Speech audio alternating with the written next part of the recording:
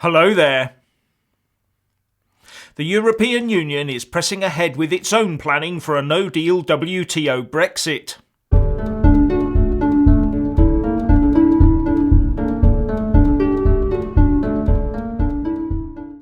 While Theresa May dreams of running through the Chequers Brexit in name-only wheat fields, with only 149 days to a full withdrawal of the UK from the bloc, EU diplomats are arranging to get together for some no-deal planning seminars.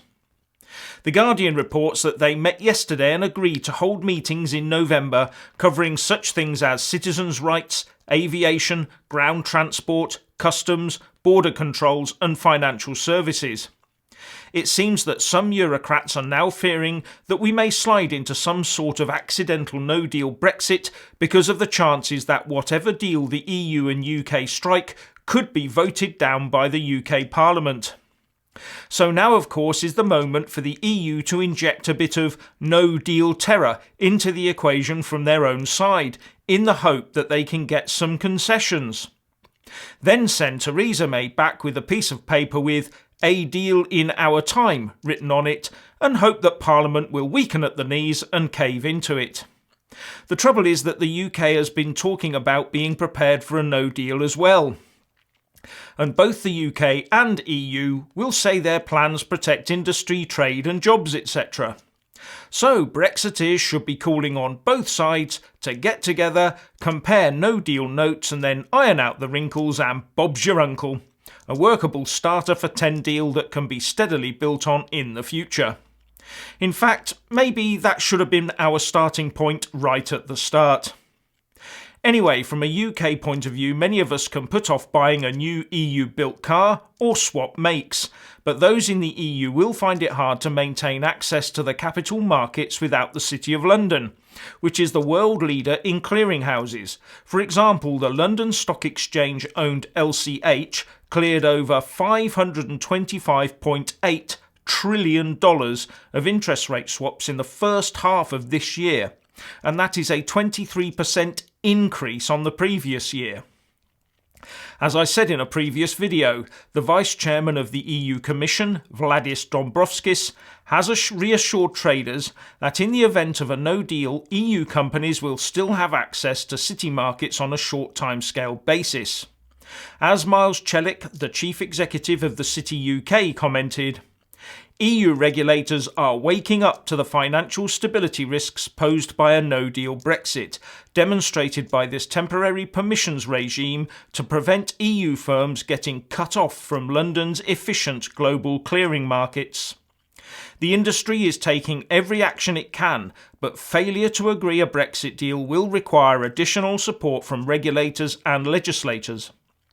Now more than ever, these technical issues need to be separated from the politics of Brexit and dealt with sensibly and pragmatically to provide certainty to customers and clients across the continent. So can I rephrase that to, the EU is working hard to ensure it doesn't crash out of the UK financial services market?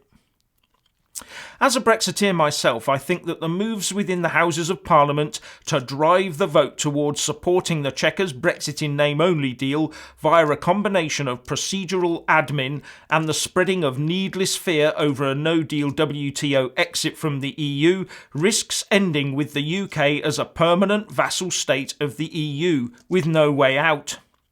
And I think that the Chancellor's budget on Monday was part of the process of keeping the Tories as sweet as they can in the eyes of the public and as Brexit friendly to the true Brexiteers in the Tory party as they can manage.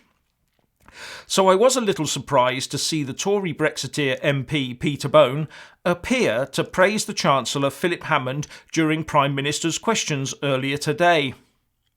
Mr. Speaker, I always thought the Chancellor was a bit iffy about Brexit.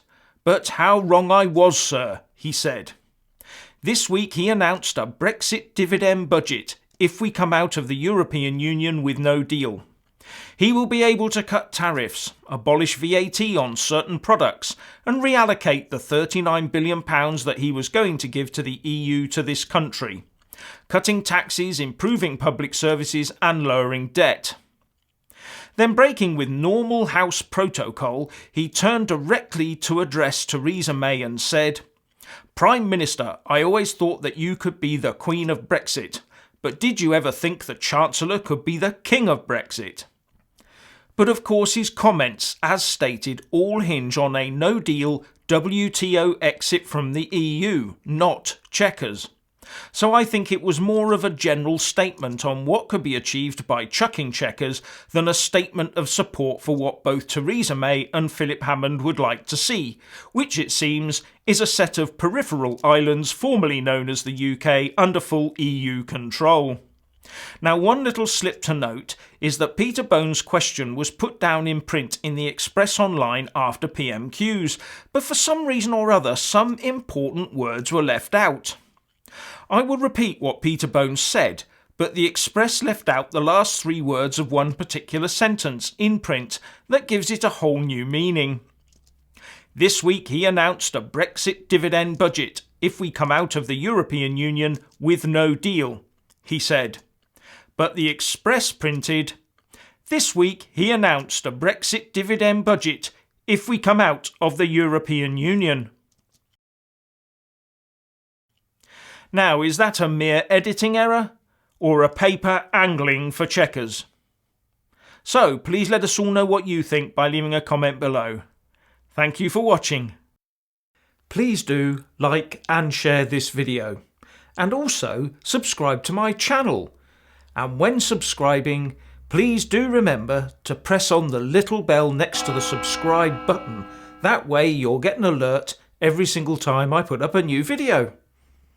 Thank you very much for watching.